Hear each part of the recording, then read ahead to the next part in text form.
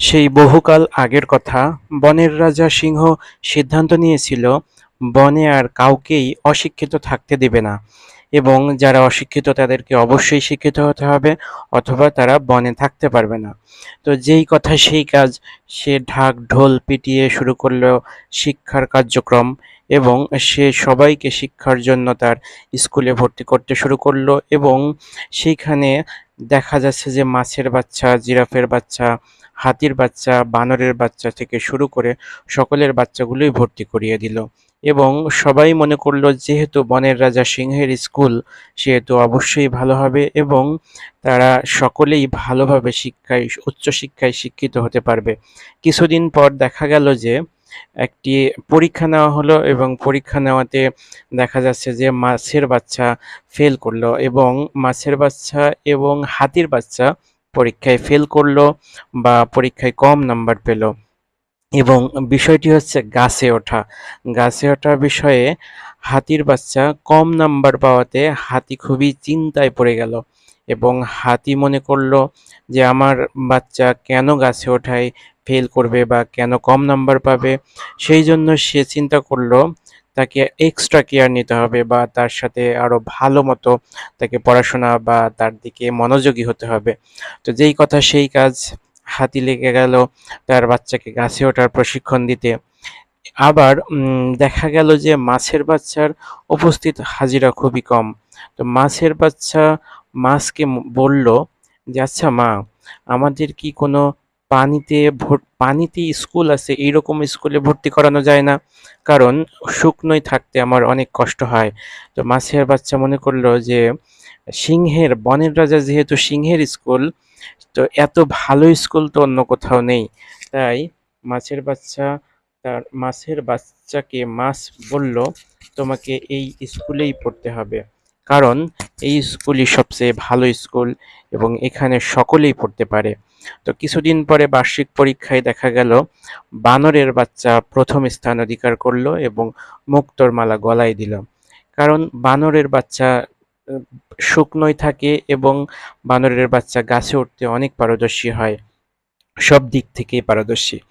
কি ভাবছেন, গল্পটি আরো শুনবেন? গল্পটি এ পর্যন্তই যদি আমরা স্টপ করি, তাহলে আমরা বাস্তব জীবনের সাথে একটু মিলিয়ে নেই। আমাদের সন্তানরা সবাই কি দক্ষ হতে পারবে বা সবাই কি উচ্চশিক্ষায় শিক্ষিত হতে পারবে বা সবাই কি ডাক্তার হতে পারবে বা সবাই কি ইঞ্জিনিয়ার হতে পারবে বা আসলেও কি সবাই সুশিক্ষায় শিক্ষিত হতে পারবে?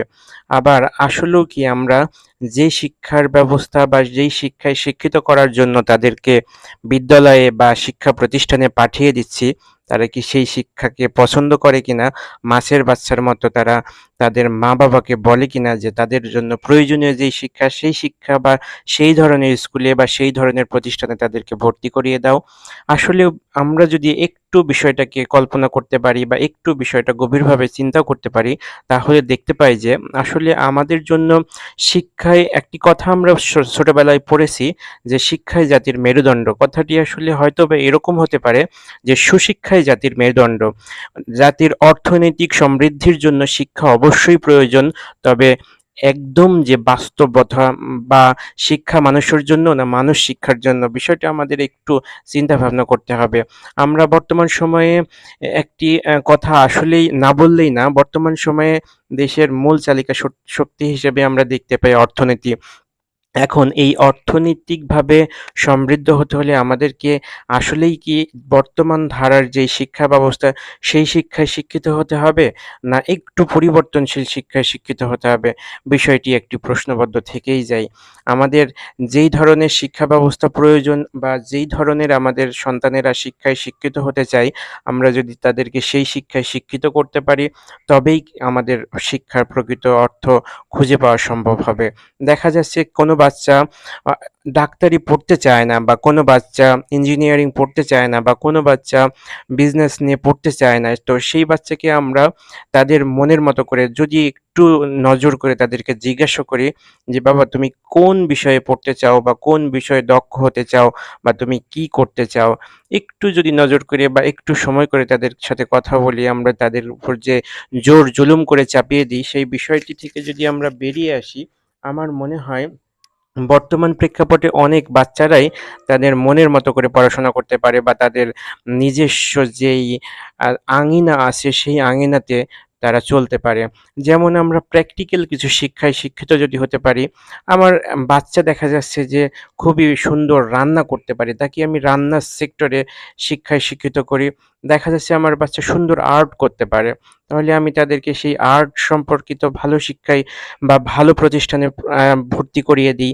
আমার বাচ্চা ভালো ড্রাইভিং করতে পারে, আমি তাকে সেই ধরনের একটি প্রতিষ্ঠানে ভর্তি করে দিই। আমার বাচ্চা ভালো ইঞ্জিনিয়ারিং সেক্টরে বা ভালো সুন্দর ড্রয়িং করতে পারি, আমার বাচ্চাকে আমি সেই ধরনের শিক্ষায় শিক্ষিত করি।